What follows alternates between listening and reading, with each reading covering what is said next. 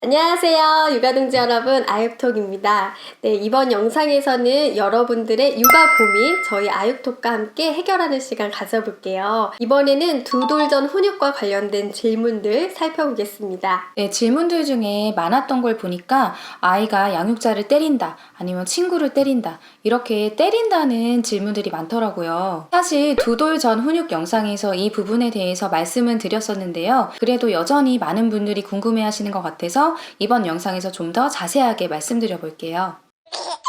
네, 첫 번째 질문인데요. 21개월 남아를 키우고 있습니다. 아이가 어린이집을 다니고 있는데 선생님이 아이가 친구들을 때리는 행동을 한다고 합니다.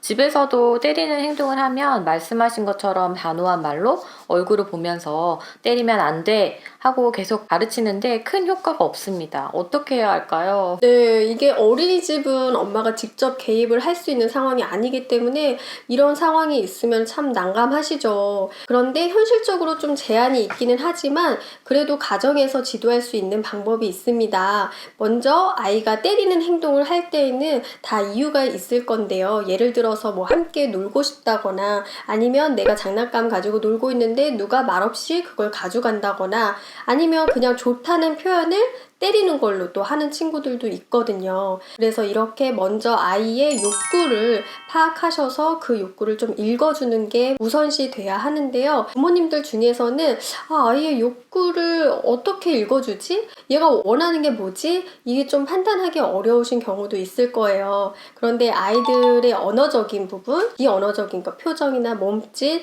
그러니까 이런 것들을 좀 시간을 두고 꼼꼼히 관찰을 해보시면 아마 단서가 나올 겁니다. 네, 저희 아이가 18개월, 한 19개월 정도 때 형을 한참 많이 때렸어요. 그래서 왜 때리지 하고 보니까 뭐 형이 갖고 있던 물건을 자기가 만져보고 싶다거나 자기가 갖고 놀고 있었는데 잠깐 놓고 저쪽 갔는데 그 사이에 형이 가져갔을 경우, 자기가 갖고 있는데 형이 진짜 뺏어간 경우, 이랬을 때 일단은 형을 때리고 보는 거예요. 그랬을 때에는 그거 혜준이 만져보고 싶었어? 갖고 놀고 싶었어? 이렇게 욕구를 읽어주고 그런데 형아 때리면 안 돼. 이렇게 제안을 합니다. 순서가 반대가 될 수도 있어요.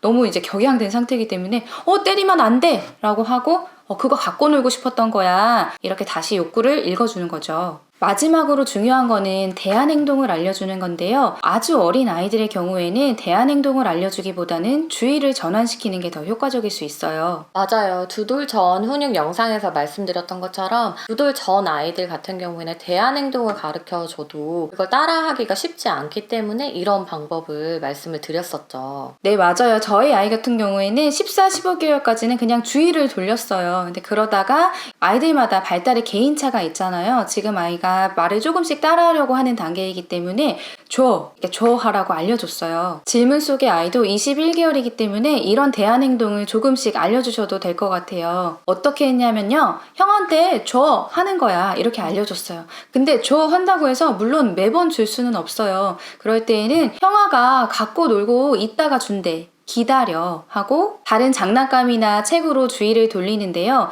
기본적으로 줘 한다는 거는 나 그거 갖고 놀고 싶어 라는 거를 짧은 메시지로 아이가 전할 수 있게 하는 거거든요. 이럴 때는 줘 하는 거야. 따라해봐. 줘. 이렇게 연습도 했어요. 말을 잘 못하는 아이라면 이렇게 줘 이런 제스처나 아니면 뭐 이렇게 주세요 이런 식의 제스처도 가르쳐 줄 수 있을 것 같아요. 맞아요. 아이가 받아들일 수 있다면 그것도 가능하죠. 근데 이렇게 대안 행동을 가르쳐주고 나서도 때리는 행동 한참 많이 나오거든요. 그러다가 줘 라는 말을 스스로 많이 말하기 시작하면서부터 때리는 행동이 정말 많이 줄어들었어요. 지금 저희 아이는 화가 나면은 줘!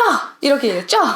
공감, 제한, 대안 제시 이 3단계를 정말로 많이 반복을 하셔야 돼요. 저 같은 경우에는 줘를 한 달을 넘게 가르친 것 같아요. 그쵸. 한 3일 내가 열심히 가르쳤는데 아이의 행동에 변화가 없다. 이거 훈육 효과 없어. 이거 방법이 잘못됐나? 이렇게 생각하시면 절대 안 되고요. 지금 당장은 훈육을 한다고 해서 아이의 행동에 큰 변화가 없다고 생각하시더라도 이렇게 계속 반복하고 연습하다 보면 어느덧 아이가 크고 어린이집에서도 아이의 행동이 좀 조절되는 그런 순간을 또 맞이할 수 있을 겁니다.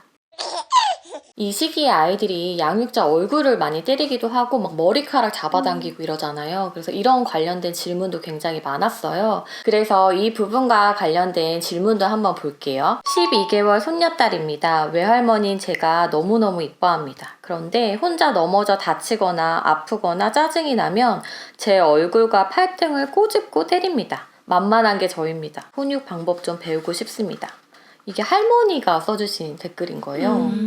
4년 속 12개월 아이의 경우에 이제 할머니를 때리는 행동을 하잖아요. 그 이유가 궁금하다고 하셨는데, 아이는 지금 다쳐가지고 아프고 짜증이 나는데 그거를 말로 표현할 수가 없는 계열수잖아요. 그러니까 이제 몸으로 표현을 하는 거죠. 그리고 기분이 나빠지는 이런 부정적인 감정이 아이한테 확 올라왔는데 아직은 그걸 처리하는 능력이 미숙한 거예요. 그러니까 주변에 있는 가장 만만하고 편안한 할머니한테 그거를 화풀이를 하는 거죠. 그래도 이런 행동에는 훈육이 필요하잖아요. 2돌 전 훈육 영상에서 말씀드렸던 것처럼 먼저 아팠겠다, 놀랐겠다 이렇게 아이의 감정을 먼저 읽어주신 다음에 그래도 할머니를 때리면 안 돼 이렇게 단호하게 메시지를 주시는 거예요. 보통 이런 조부모님들께서 훈육을 하는 거에 망설이는 이유가 내가 엄마도 아닌데 아이랑 자주 보지도 못하는데 이렇게 단호하게 훈육을 하면 아이가 나를 싫어하지 않을까 혹시? 이런 마음에서 이제 훈육을 못 하시는 것 같아요.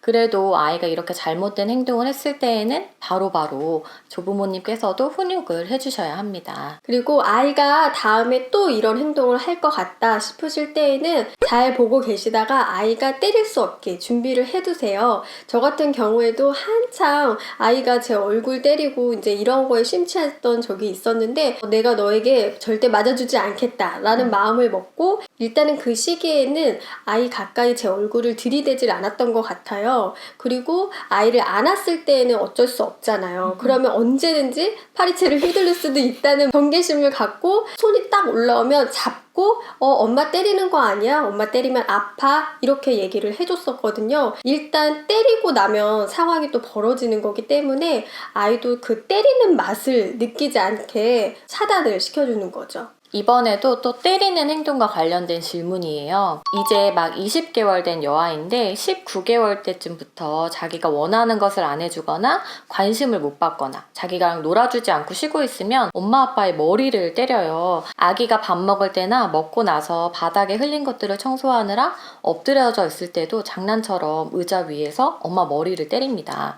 그럴 때 때리면 안 된다고 하고 엄마 이쁘다 해줘 이렇게 하고 또 심하면 혼자 방에 잠시 격리해주기도 하고 계속해서 때리면 안 된다고 말해줘도 그때만 알아듣는 것처럼 하고 지나면 다음날 또 마음에 안 드는 상황에서 또 때려요.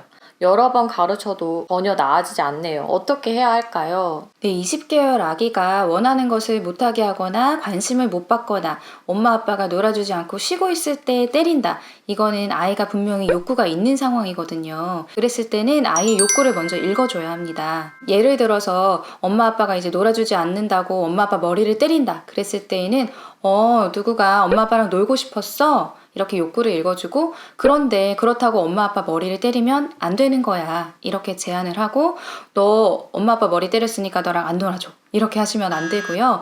우리 다른 놀이 해보자. 저리로 가보자. 이렇게 대안 제시를 해주시면 돼요. 그리고 밥 먹을 때 바닥에 흘린 거를 엄마가 청소할 때 아이가 발로 엄마 머리를 때린다거나 이제 이렇다고 말씀을 하셨는데 지금 아이가 아마 그 행동을 좀 즐겨 할 수도 있을 것 같아요. 그래서 가급적 밥 먹는 동안에는 고개를 숙여서 엄마가 닦지 않도록 그런 상황을 만들지 않도록 하는 것도 좋을 것 같아요.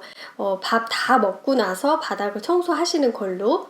그리고 아이가 원하는 것이 해줄 수 없는 경우도 있을 수가 있어요. 예를 들어서 식탁 위에 유리컵이 있는데 아이가 그걸 만지고 싶어 하면 못 만지게 제지를 하겠죠. 그럼 이제 아이가 화를 낼 수도 있는데 이럴 때는 저기 있는 유리컵 궁금해 만지고 싶었어. 근데 못 만지게 해서 화가 났어. 이렇게 공감을 해주시고 그런데 화가 난다고 엄마 아빠 머리 이렇게 때리면 안 되는 거야. 이렇게 제안을 두시고 우리 자동차 놀이 해보자. 이렇게 대안 제시를 해주시는 거죠. 한 가지 말씀드릴 부분은 이런 행동이 심하면 아이를 혼자 잠시 방에 격리를 해둔다고 하셨는데요. 흔히 생각하는 의자로 알려진 타임아웃 기법을 잘못 사용하신 것 같아요. 일단 타임아웃은 자기 행동에 대해서 스스로 되돌이켜 생각해 볼 수 있는 연령, 적어도 섀돌 이후에 하는 것이 좋습니다. 또 타임아웃을 할 때도 아이 혼자 방에 들어가는 것이 아니라 방에 들어가도 방문을 살짝 연다거나 복도에 있는다거나 이렇게 부모가 왔다 갔다 하면서 아이를 관찰할 수 있는 곳에서 해야 합니다. 잠시라고는 해도 이렇게 두 돌 전에 아이를 양육자와 떨어져서 방에 분리해두는 거는 아이들의 불안감을 더 가중시킬 수 있거든요.